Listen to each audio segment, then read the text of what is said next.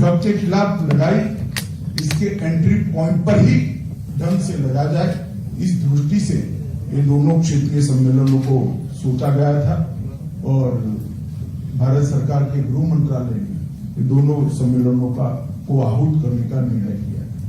आज शुरुआत में ही आपने देखा लगभग 40,000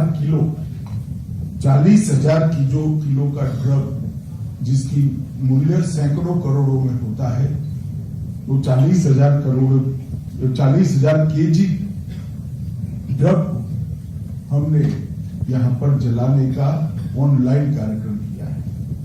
आजादी के अमृत महोत्सव में नारकोटिक्स कंट्रोल ब्यूरो के तत्वाधान में गृह मंत्रालय ने एक निर्णय लिया था कि 75,000 केजी ड्रग हम डिस्ट्रॉय करेंगे।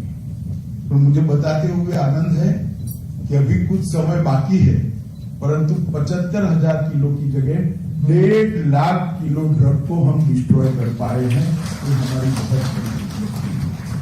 और ये 1.5 लाख किलो ड्रग जो उपलब्ध डिस्ट्रॉय किया है, इसका मतलब है कि हमने ये अभियान को बहुत अच्छे तरीके से लड़ा है।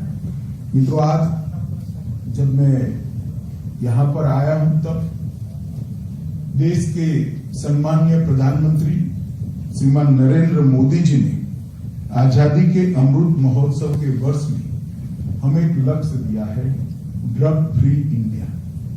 ड्रग फ्री इंडिया के लक्ष्य को प्राप्त करने के लिए सभी राज्य और केंद्र सरकार की संबंधित एजेंसी और भारत सरकार का गृह विभाग और केंद्र सरकार के राजस्व विभाग, स्वास्थ्य विभाग और समाज कल्याण विभाग, ये सब मिलकर एक साझा रणनीति के तहत काम नहीं करते हैं तो ड्रग फ्री इंडिया का स्वप्न हमारा साकार नहीं हो सकता। और मैं मानता हूं हम सब की एक जिम्मेदारी है कि आजादी के अमृत महोत्सव के वर्ष में हम संकल्प ले कि हम ड्रग को रोकेंगे और मोदी जी के ड्रग फ्री इंडिया के लक्ष्य को अचीव करेंगे। मित्रों, ड्रग अगर देश के अंदर हम पूर्णतया रोक लेते हैं तो इसके साथ साथ डर्टी मनी को भी रोकते। डर्टी मनी जब रुकता है तो अनेक प्रकार की देश विरोधी प्रवृत्तियों पर भी एक रोक लगने का काम है। देश की सुरक्षा और ड्रग के कारोबार को आज हम अनेक केसों का विश्लेषण कर कह सकते हैं कि ये दोनों के बीच में अब कोई अंतर नहीं रह गया है। कहीं न कहीं देश के अंदर इंसर्जेंसी को बढ़ावा देने वाले लोग, आतंकवाद को पानी डालने वाले लोग और हथियारों की तस्करी करने वाले लोगों का संबंध ड्रग की तस्करी के साथ सीधा आता है। और वहीं से हमने समझ लेना चाहिए कि जब तक हम ड्रग फ्री इंडिया नहीं कर सकते, सुरक्षित भारत की कल्पना भी अपने आप में काल्पनिक कल्पना है। तो ड्रग फ्री इंडिया और सुरक्षित भारत एक ही सिक्के के दो पहलू।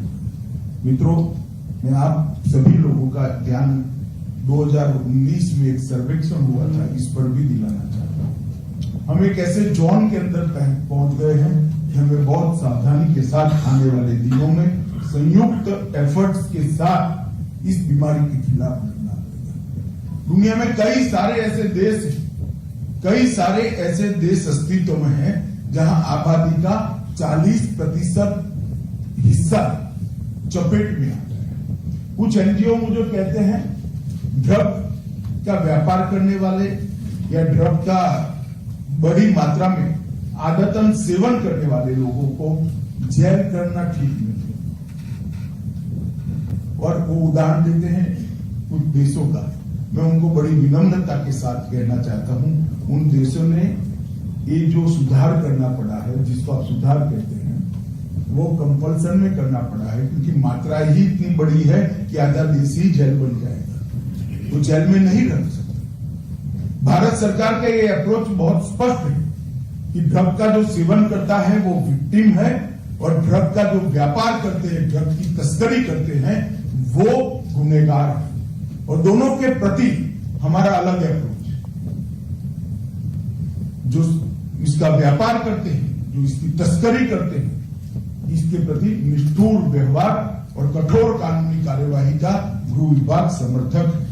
और जो विक्टिम है, जो मादक द्रव्यों का सेवन करते हैं, उनके प्रति समाज कल्याण विभाग, आरोग्य विभाग सबका उपयोग करते हुए वापिस उसको मेन स्ट्रीम में लाना, अपने जीवन में पुनः प्रस्तापित करने का हमने लक्ष्य रखा है। मित्रों, आज मैं आपको इतना ही कहना चाहता हूं कि हमने इस बात को बहुत गंभीरता के साथ लिया। नार्को के खिलाफ लड़ाई के लिए 2019 में गृह विभाग में एनकोड को बेहतर सामंजस्य के साथ नीचे तक पहुंचाने के लिए 4 स्तरीय बनाने का निर्णय लिया है। और ये मैकेनिज्म को 4 स्तरीय बनाने का पर्पज ही ये है कि समूल ड्रग के व्याधि जो है उसको समूल नष्ट करना है। शीर्ष स्तरीय एनकोड समिति बनी है, एक कार्यकारी स्तरीय एनकोड समिति बनी है, एक राज्य स्तरीय एनकोड समिति है जो मुख्य सचिव की अध्यक्षता में होगी, और जिला स्तरीय एनकोड समिति है जो जिला अधिकारी की अध्यक्षता में होगी। हमने एनकोड की बैठकों को अभिवृद्ध हमारे डायरेक्टर एनसीबी ने दिया, कई राज्यों ने उसकी मीटिंग ही नहीं की। अगर राज्य स्तर की ही मीटिंग नहीं हुई है तो जिला स्तर की मीटिंग का क्या हिसाब किताब? मेरा सभी मुख्यमंत्रियों से आग्रह है कि आज की मीटिंग समाप्त होने के बाद, दीपावली के तुरंत बाद, आप ही एक विशेष मीटिंग बुलाकर राज्य स्तरीय एनकोड समिति की चेयरमैनशिप मतलब आपकी अध्यक्षता में करिए, तभी जाकर ये गंभीरता से जिले तक पहुंचेगा। और सभी मुख्य सचिवों को आग्रह है, डीजीपी को आग्रह है, ये सिर्फ पुलिस का विषय नहीं, एनकोड की जिला की मीटिंग कराने की जिम्मेदारी मुख्य सचिवों को भी। ये तंत्र को जब तक नीचे तक परकोलेट नहीं करेंगे, इस दूषण को हम समाप्त नहीं कर पाएंगे।